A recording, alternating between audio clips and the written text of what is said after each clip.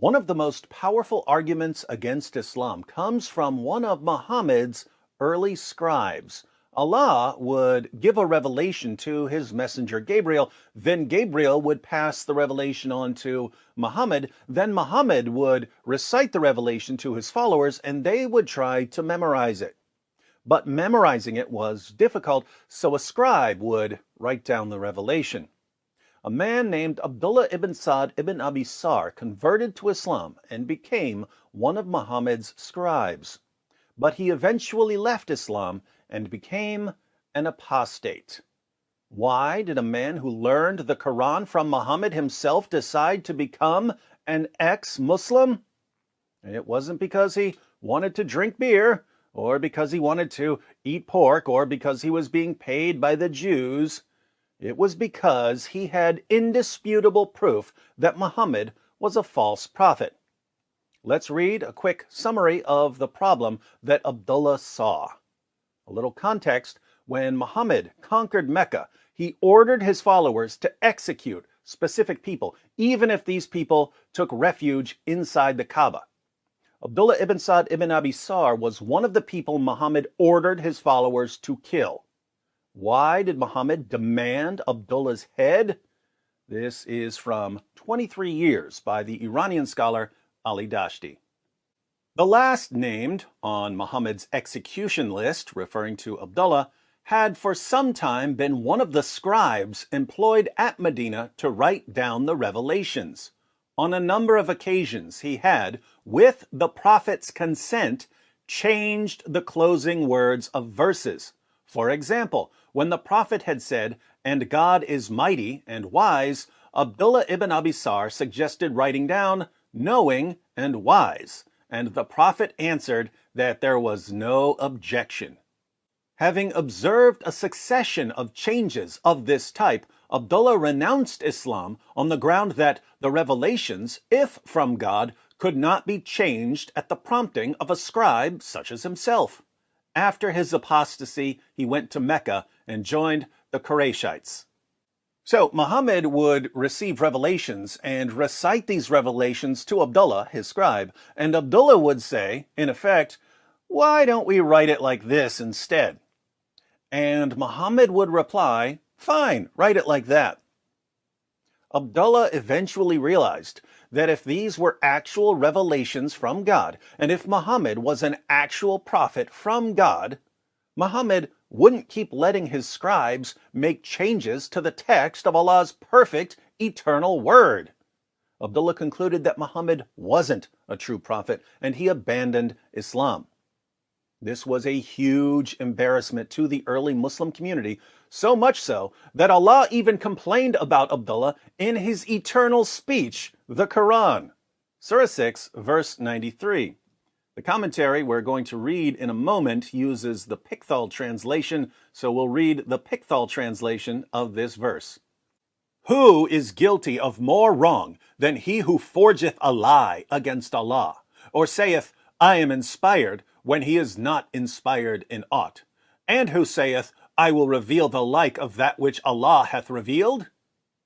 So Allah is condemning someone who forges a lie against him, and someone who says he's inspired when he isn't, and someone who says, I can reveal verses just like the ones that come from Allah.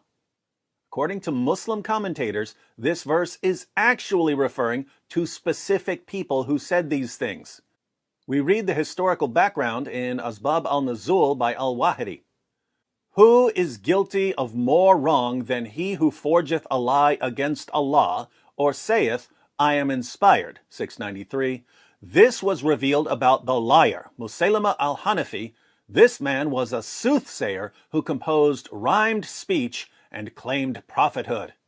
Wow, imagine composing some poetry and then claiming that you must be a prophet because of your awesome poetry. Seems like this was popular in 7th century Arabia. He claimed that he was inspired by Allah. So, one of the people Allah condemns in Surah 6, verse 93, is Musaylima.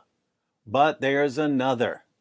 "And who saith, I will reveal the like of that which Allah hath revealed?" 693. This verse was revealed about Abdullah ibn Sa'd ibn Abi Sar. This man had declared his faith in Islam, and so the messenger of Allah, Allah bless him and give him peace, called him one day to write something for him. Muhammad didn't just call him one day. Abdullah was one of Muhammad's regular scribes, but this commentary is going to focus on something that happened one particular day. When the verses regarding the believers were revealed, verily we created man from a product of wet earth. This is the passage about the creation of man in Surah 23, 12 through 14. The Prophet dictated them to him. When he reached up to verse 14, which says, and then produced it as another creation, Abdullah expressed his amazement at the precision of man's creation by saying, so blessed be Allah, the best of creators. So, Muhammad is delivering revelations about the creation of man, and Abdullah, who's writing down these revelations and finally learning about how Allah created man, exclaims, so blessed be Allah, the best of creators. Now watch what happens. The messenger of Allah, Allah bless him and give him peace, said, this, Abdullah's last expression, is how it was revealed to me. In other words, Muhammad said, Abdullah, your words, so blessed be Allah, the best of creators, those words you spoke were just revealed to me as part of this verse. At that point, doubt crept into Abdullah. He said, if Muhammad is truthful, then I was inspired just as he was. And if he is lying, I have uttered exactly what he did utter. Hence Allah's words in 693, and who saith, I will reveal the like of that which Allah hath revealed. The man renounced Islam. This is also the opinion of Ibn Abbas, according to the report of Al-Kalbi. Now, let's put all of this together by reading the Quran passage that ultimately led to Abdullah's apostasy. In Surah 23, verses 12 through 14, Allah declares, verily we created man from a product of wet earth, then placed him as a drop of seed in a safe lodging. Then fashioned we the drop a clot, then fashioned we the clot a little lump, then fashioned we the little lump bones, then clothed the bones with flesh, and then produced it as another creation. Okay, so David Wood, in order to provide evidence for his claim about the Prophet Muhammad being influenced by Abdullah ibn Abi Sar to change the Quran, was in the tafsir. Now, tafsir books are filled with weak and inauthentic hadith in them, as even early and classical Muslim scholars admit. For example, Sheikh Ibn Taymiyyah was a classical Sunni Muslim scholar. He says Imam Ahmad states that three matters do not have isnad. Isnad. Well, let's read the beginning of this quote. It says, Ibn Taymiyyah says, Allah has provided evidence isnad establishing the authenticity or lack thereof of the narrations that are necessary in matters of religion. It is well known that most of what was reported in aspects of tafsir, commentaries on the Quran, is similar to narrations reporting Maghazi or battles, promoting Ahmad ibn Hanbal and promoting Imam Malik to state that three matters do not have isnad or chains of transmissions, tafsir and Maghazi. So basically, notice what Ibn Taymiyyah is saying. He's saying that in order to establish whether something is authentic or not, it has to have the proper isnad or chain of transmission. And tafsir books do not have chains of transmission or proper isnads or chain of transmissions in them. So we can see that what David Wood is quoting, the tafsir book David Wood is quoting, has false or weak hadith, false or fabricated hadith in them, because it doesn't provide a chain of transmission or a proper chain of transmission. So let's look at the next quote from other scholars. The tafsir books are filled with false stories about the Prophet Muhammad, his companions, etc. In Faiz al-Qadir, Volume 1, page 27, we read the following revelation of the Sunni commentators of the Quran. Ibn al-Kamal said the tafsir books are filled with fabricated traditions. Uh, Imam Jalaluddin al-Suti in his book Al-Iqan, Volume 2, page 471, has recorded the opinion of Imam Ahmad, which is Imam Ahmad ibn Hanbal, regarding the Sunni books of tafsir.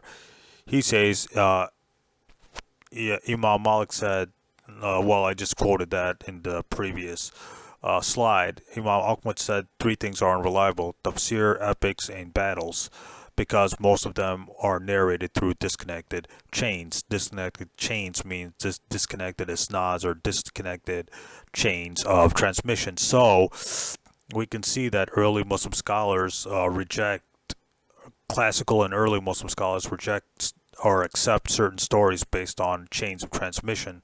In this case, there is no chain of transmission, or the chain of transmission is completely fabricated with unreliable narrators and liars as narrators. So this narration is not authentic, the tafsir that David Wood quotes is not, or the story David Wood quotes.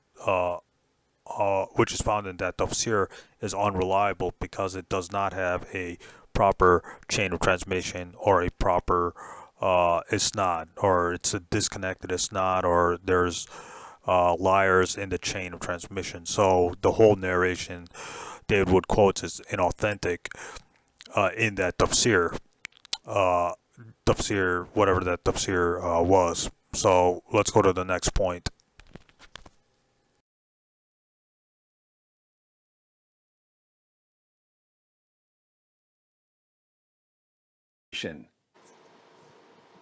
So as you can see from David Wood's claims, that he's claiming that Abdullah ibn Abi Sar apostatized from Islam when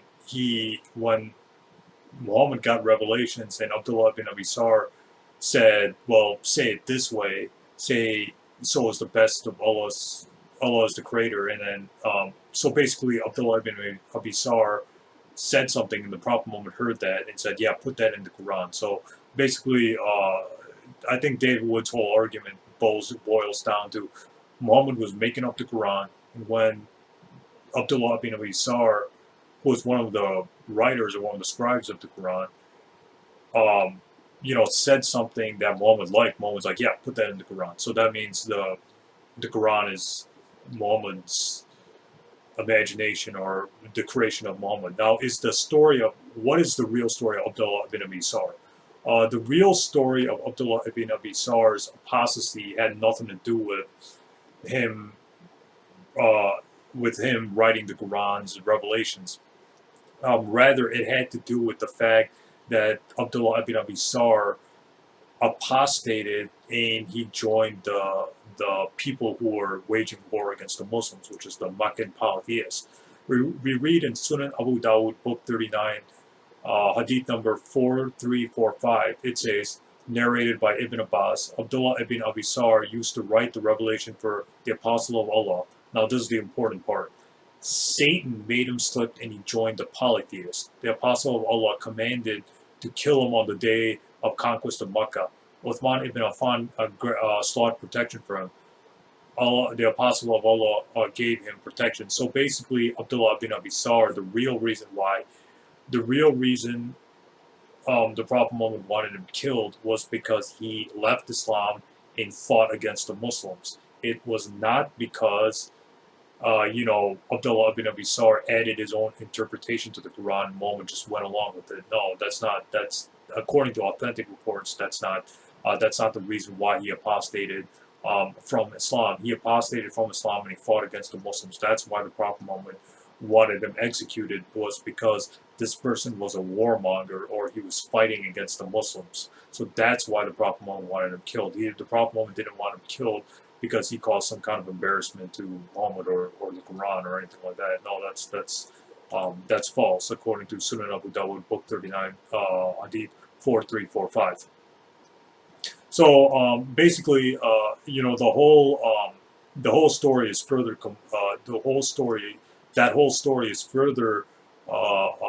confirmed in this book. In this book, The Sealed Nectar. So basically, if you read The Sealed Nectar, page 468, it says,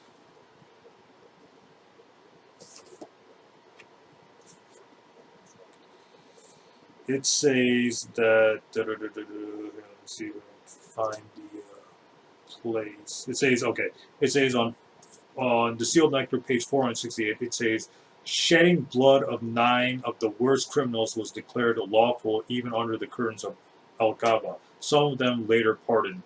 Abdullah ibn Abi Sar had become a Muslim and immigrated, but left Islam and killed some of the companions. So basically, Abdullah ibn Abi Sar was a murderer of the early Muslims. He killed a lot of Prophet Muhammad's disciples or companions. So that's why the Prophet Muhammad wanted him killed, because this person was a killer, right? So Islam has an eye for an eye, tooth for a tooth type of retaliation laws, which is fair, right? If someone kills, like, let's say someone kills your father, right, and you have the opportunity to either forgive him or have him killed by the justice system, what would you want, right? You would probably, it would be okay to say, yeah, this person deserves the death penalty, or yeah, this person should be killed.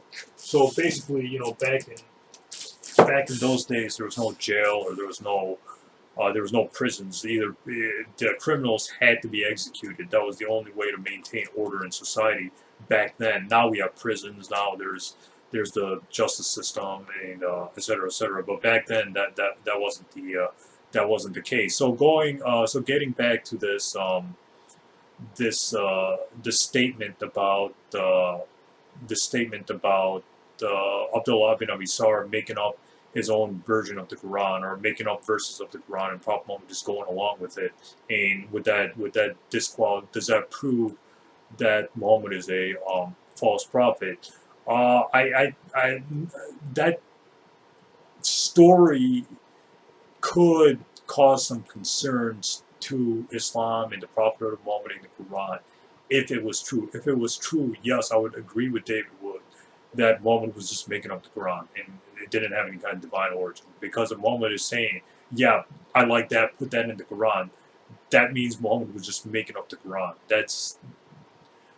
Then it's game over for the Quran and Islam. But yeah, I would agree with him. But the problem is that story is not authentic, right? I think David Wood would have a point if that story was authentic, but it's not authentic anyways. So this doesn't invalidate Prophet Muhammad's prophethood.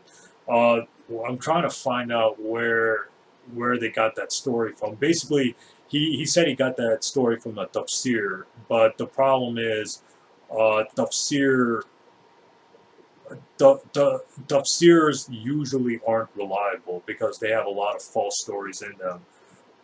So basically, tafsirs are basically unreliable when it comes to certain hadith and et cetera, et cetera. So they're basically not reliable anyways. So and again, this story is also found in tafsirs like Tafsir al-Qurtubi, Tafsir al-Tabari, et cetera, et cetera. But the issue here is that there's no chain of transmission here. There's no what you may call it. There's no the chain of transmission is disrupted, or it's not. There's no full source for the story for that. So I'm trying to find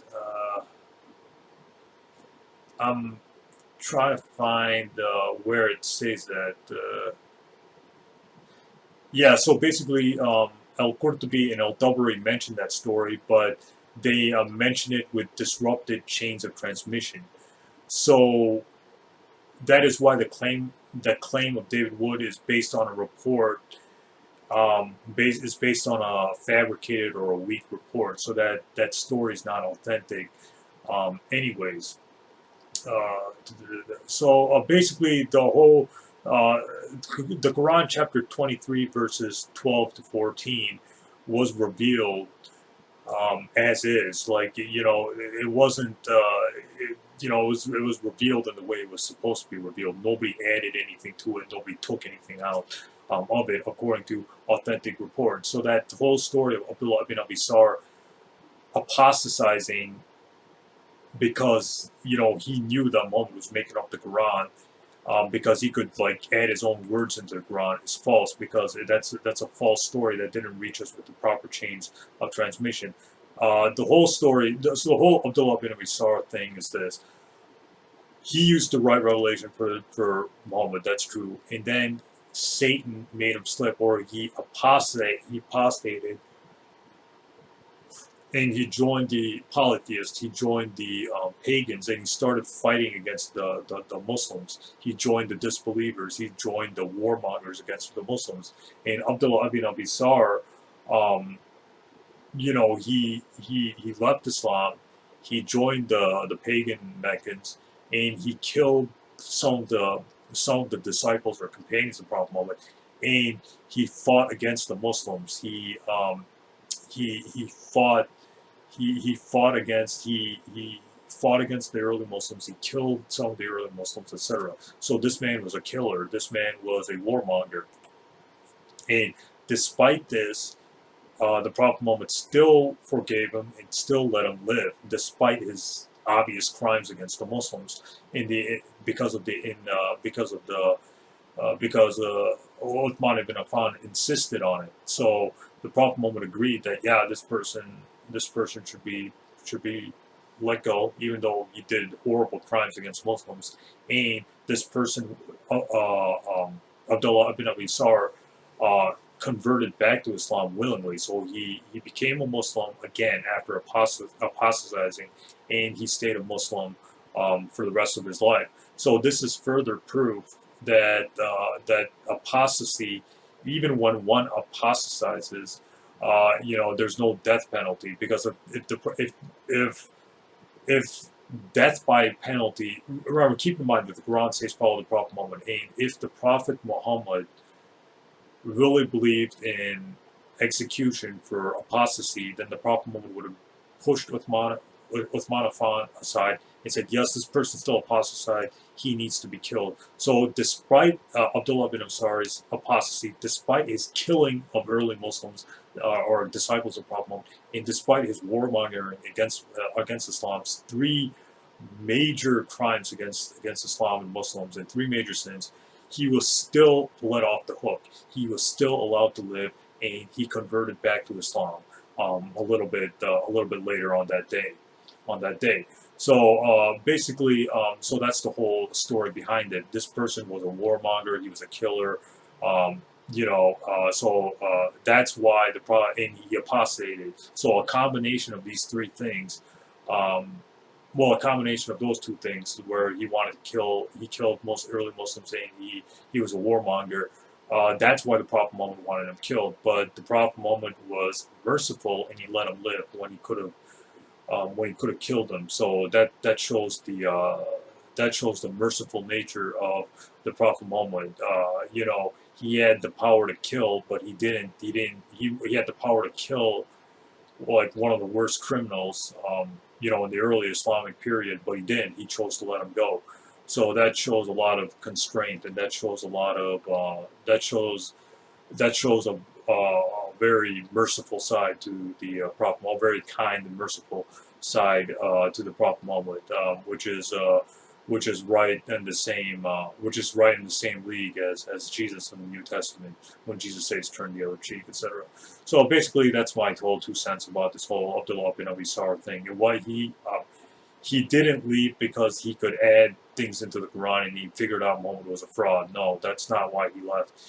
He left Islam and he joined the Meccans, and he was a warmonger and he was a killer. That's why the Prophet Muhammad wanted him killed. It had nothing to do with that story about Abdullah bin Abi Sar making up verses and putting it into the Quran is false, according to the proper chains of transmissions, or according to the proper rules of creating a hadith on what's authentic and what's weak. Then David Wood cited Ali Dash, a 23-year study of the Prophet Muhammad, outside of Muhammad's 23-year career as a prophet. But Ali Dach is just a bitter Iranian, a bitter apostate Iranian. So why are you taking his word? You know, he's not. It would be like me quoting the Jesus Seminar, or it would be like me quoting Bart Ehrman to David Wood. David Wood wouldn't accept that. He'd be like, oh, that's just a liberal, yada yada yada. You gotta quote, you know, Christian sources. Well, same thing here. You gotta quote authentic Muslim sources here. You can't just, you know, take